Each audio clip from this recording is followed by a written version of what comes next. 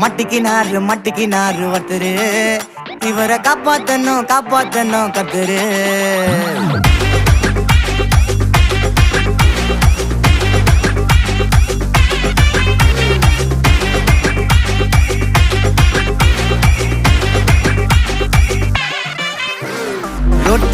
ரொட்டு கடை குருமா, திரும்பி உனக்கு வந்து அச்சுது பாரு கருமா.